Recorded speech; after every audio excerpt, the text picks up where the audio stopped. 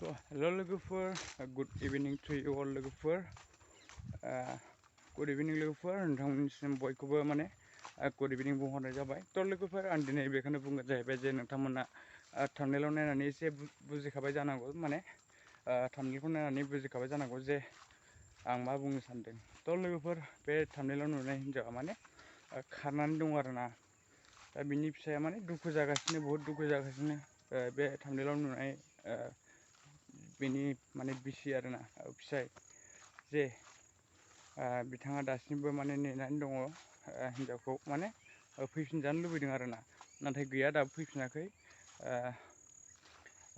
बेफोरबायदिनो माने जेरावबो थांनो रोङा मानो रोङा बुंदों आरोना हिनजावखौ माने सोरबाया लांफैदों नै बेफोरबायदि बाथ्राखौ बुंदों आरोना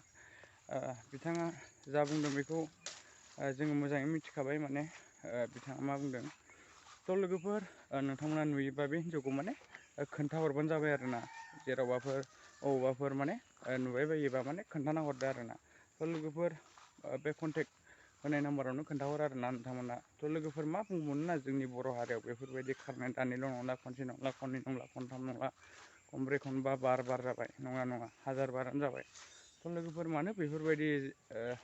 खारलाय मारलाय जाबाय थायो जोंनि बर' हौवा हिन्जावफोरा नङा बिफा बिमाफ्रासो बेफोरबायदि जायो आरोना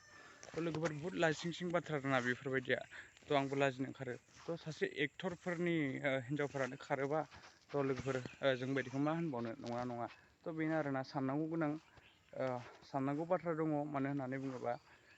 बैसोर बायदियानो बिदि जायोबा आरो जों बायदियालाय गैजायिफोरालाय मा जानांगौ नंगौना नङा तो लोगोफोर आं दिनै बुंनो साननाया बेनो आरोना माने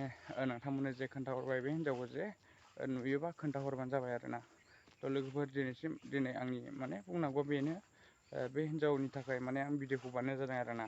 मानो होननानै बुङोबा फिसाया जोबोद दुखुयै गाबगासिनो दं जानो थिग गैया मा थिग गैया होननानै तो बेखायनो आं भिडिअ बानायनाय जादों आरोना लोगोफोर तो नोंथांमोना माने भिडिअखौ मोजां मोनदोंबा लाइक शेयार एन्ड साबस्क्राइब खालाम आरो बे फुल भिडिअखौ नायनोबा नोंथांमोना माने एनिथिं एमजेनि चेनेलाव थांनो हागोन आरो नङाबाबो बिथां प्रकाश नार्जारिनि चेनेलाव माने हाबनानै नायनो हागोन आरोना तो लोगोफोर आं लिंकखौ डिसक्रिपसनाव होना होगोन नोंथाङा हाबनानै नायबानो जाबाय आरोना तो लोगोफोर थेंक इउ स' माच लोगोफोर नोंथांमोना आंखौ